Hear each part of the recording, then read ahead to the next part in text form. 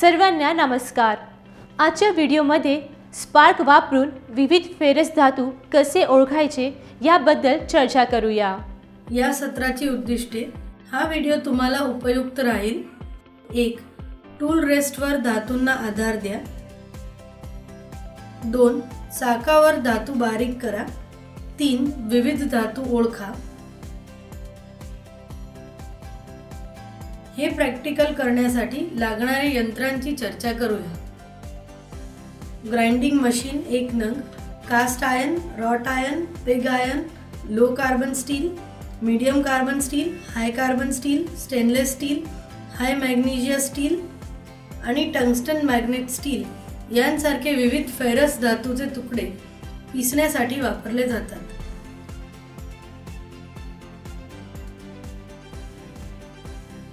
प्रथम आपण फेरस धातूंची चर्चा करूया।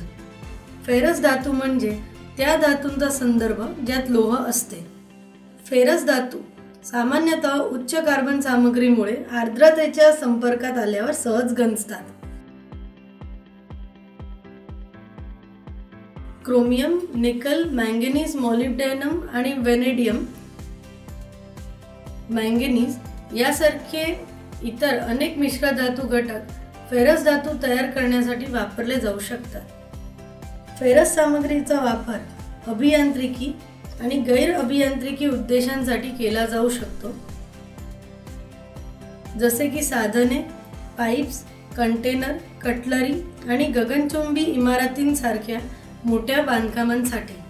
बहुतेक फेरस धातू चुंबकीय असतात। ही वस्तुस्थिती त्यांना इलेक्ट्रिकल आणि मोटर ॲप्लिकेशन्समध्ये वापरण्यासाठी आदर्श बनवते। तुमच्या रेफ्रिजरेटरच्या दारात फेरस धातूचा वापर केल्याने तुम्हाला तुमची खरेदी सूची जोडण्यासाठी चुंबक वापरता येते। लोखंड, कास्ट आयर्न, रॉट आयर्न, मिश्र धातूचे स्टील आणि कार्बन स्टील हे काही विशिष्ट फेरस धातू आहेत। त्यांच्या तन्य शक्ती आणि दीर्घायुष्यामुळे या धातूंचे उच्च मूल्य आहे। सर्वात लांब आणि सर्वात उंच पूल कार्बन स्टीलचे बनलेले आहेत, ज्याला स्ट्रक्चर स्टील असेही म्हणतात, जे बांधकाम क्षेत्रातील मुख्य आधार आहेत। फेरस धातू काही मूलभूत गुणधर्म सामायिक करतात, ज्यात गंज लागणे आणि चुंबकीय असणे समाविष्ट आहे। सामान्य फेरस धातू गुणधर्मांच्या यादीमध्ये हे समाविष्ट आहे: टिकाऊ, चांगली शक्ती, चांगली विद्युत चालकता, कमी गंज प्रतिकार, चांदीचा रंग, पुनर्वापर करण्यायोग्य।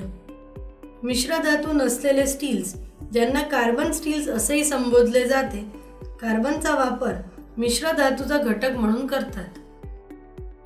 या स्टील्समध्ये मॅंगनीज, सिलिकॉन, सल्फर आणि फॉस्फरससह इतर घटक आहेत, परंतु त्यांची एकाग्रता इतकी कमी आहे की त्यांच्या सामग्रीच्या वैशिष्ट्यांवर कोणताही परिणाम होत नाही।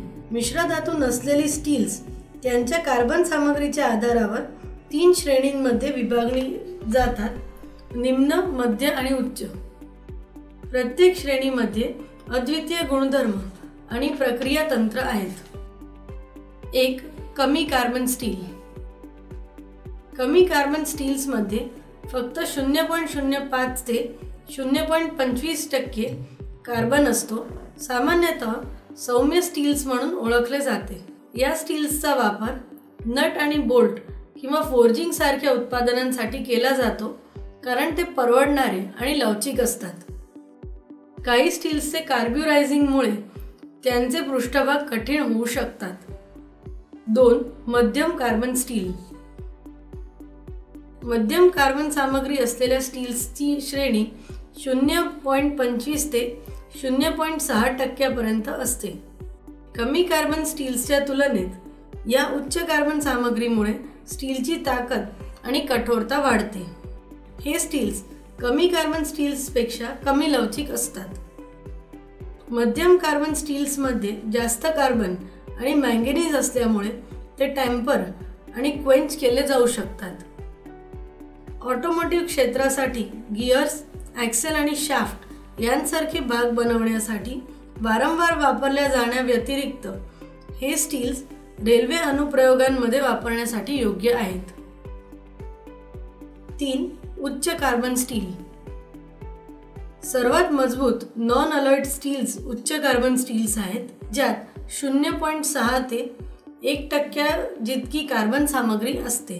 ते मजबूत आहेत आणि त्यांचा आकार उत्तम प्रकारे टिकवून ठेवतात, ज्यामुळे ते यांत्रिक वैर प्रतिरोधक असलेल्या अनुप्रयोगांसाठी योग्य बनवतात. नकारात्मक बाजू म्हणजे ही स्टील्स कमी वेल्डेबल, लवचिक आणि कमी कार्बन स्टील्सपेक्षा प्रभाव प्रतिरोधक आहेत. स्प्रिंग, ब्लेड, रेल, वायर दोरी, वैर प्रतिरोधक प्लेट्स, टूल्स आणि इतर वस्तू उच्च कार्बन स्टील्स पासून बनवल्या जातात. 4. Stainless steel. गंज आणि गंज यांना प्रतिकार करणारी लोखंडी धातू स्टेनलेस स्टील आहे. त्यात किमान 11% क्रोमियम आहे आणि इतर इष्ट गुण प्राप्त करण्यासाठी इतर नॉन मेटल्स आणि घटक देखील समाविष्ट करू शकतात. स्टेनलेस स्टीलमधील क्रोमियम जे एक निष्क्रिय थर तयार करते, जे धातूचे संरक्षण करू शकते आणि ऑक्सिजनच्या उपस्थितीत स्वतःची बरे करू शकते, जे गंज प्रतिबंधित करते. चला प्रॅक्टिकल करू. ग्राइंडिंग साठी ग्राइंडिंग मशीन तयार करा. टूल रेस्ट, वर्क रेस्टवर धातूंना आधार द्या. चाकाच्या चेहऱ्यावर धातूने हलका दाब द्या. चाकाच्या चेहऱ्यावर धातू ग्राइंड करा. स्पार्क लांबी आणि रंगानुसार धातू ओळखा. ग्राइंडिंग व्हीलच्या चेहऱ्यावर फक्त धातू दळणे. खालील धातू ग्राइंड करा आणि ठिणग्या ओळखा. विविध धातू. 1. कमी कार्बन स्टील. 2. मध्यम कार्बन स्टील. 3. उच्च carbon steel. 4. High speed steel. 5. Stainless steel. Spark टेस्टवर चर्चा करूया. उद्दिष्टे हे तुम्हाला मदत करेल. 1. ग्राइंडिंग वरून वेगवेगळ्या धातूंमध्ये स्पार्क टेस्ट ओळखा. 2. ग्राइंडिंग मशीन मध्ये ग्राइंडिंग प्रक्रिया करा. ही फेरस सामग्रीचे सामान्य वर्गीकरण निर्धारित करण्याची एक पद्धत आहे. यामध्ये सामान्यतः धातूचा तुकडा, सामान्यतः स्क्रॅप घेणे आणि उत्सर्जित झालेल्या ठिणग्यांचे निरीक्षण करण्यासाठी ते ग्राइंडिंग व्हीलवर लावणे समाविष्ट असते. वर्गीकरण निश्चित करण्यासाठी या स्पार्क्सची तुलना चार्टशी किंवा ज्ञात टेस्ट नमुन्यातील स्पार्कशी केली जाऊ शकते. स्पार्क टेस्टचा वापर फेरस सामग्रीची क्रमवारी लावण्यासाठी देखील केला जाऊ शकतो. स्पार्क समान आहे की भिन्न आहे हे लक्षात घेऊन एकमेकांपासून फरक स्थापित करणे. स्पार्क टेस्ट वापरली जाते कारण ते जलद, सोपे आणि स्वस्त आहे. टेस्ट सॅम्पल कोणत्याही प्रकारे तयार करणे आवश्यक नाही, म्हणून बऱ्याचदा भंगाराचा तुकडा वापरला जातो. स्पार्क टेस्टचा मुख्य तोटा म्हणजे सामग्री सकारात्मकपणे ओळखण्यात अक्षमता. सकारात्मक ओळख आवश्यक असल्यास रासायनिक विश्लेषण वापरणे आवश्यक आहे. स्पार्क तुलना पद्धत टेस्ट केली जात असलेल्या सामग्रीचे किमान नुकसान देखील करते. स्पार्क टेस्ट बहुतेक वेळा tool room, machine shops, heat treating shops आणि फाउंड्रीमध्ये वापरली जाते. पद्धत. एक बेंच ग्राइंडर सहसा स्पार्क तयार करण्यासाठी वापरला जातो, परंतु कधीकधी हे सोयीचे नसते, म्हणून पोर्टेबल ग्राइंडर वापरला जातो. दोन्ही बाबतीत ग्राइंडिंग व्हीलचा पृष्ठभागाचा वेग पुरेसा असणे आवश्यक आहे. किमान 23 मीटर पर सेकंड, 4500 सरफेस फूट पर मिनिट, परंतु ते 38 ते 58 मीटर प्रति सेकंद, 7500 ते 11500 सरफेस फूट पर मिनिट दरम्यान असावे. चाक खडबडीत आणि कठोर असावे, म्हणून अनेकदा ॲल्युमिनियम ऑक्साईड किंवा कार्बोरंडम वापरला जातो. टेस्ट एरिया अशा ठिकाणी असला पाहिजे जेथे थेट निरीक्षकाच्या डोळ्यात चमकदार प्रकाश पडत नाही. ग्राइंडिंग व्हील आणि आजूबाजूचा भाग गडद असावा जेणेकरून ठिणग्या स्पष्टपणे दिसून येतील. नंतर स्पार्क तयार करण्यासाठी टेस्ट सॅम्पल ग्राइंडिंग व्हीलला हलके स्पर्श केला जातो. रंग, आकारमान, ठिणगीचे स्वरूप आणि लांबी ही महत्त्वाची ठिणगीची वैशिष्ट्ये आहेत. लक्षात घ्या की लांबी ग्राइंडिंग व्हीलवर लागू केलेल्या दाबाच्या प्रमाणात अवलंबून असते.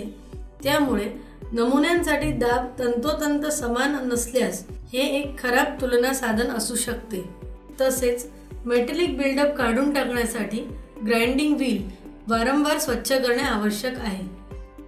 या व्हिडिओमध्ये आम्ही फेरस धातू, त्यांचे गुणधर्म, फेरस धातूचे प्रकार, ग्राइंडिंग मशीनद्वारे स्पार्क चाचण्या कशा करायच्या, वेगवेगळ्या धातूमध्ये ग्राइंडिंग करून स्पार्क चाचणी कशी ओळखावी आणि ग्राइंडिंग मशीनमध्ये ग्राइंडिंग प्रक्रिया कशी करावी याबद्दल चर्चा केली आहे. पाहिल्याबद्दल धन्यवाद.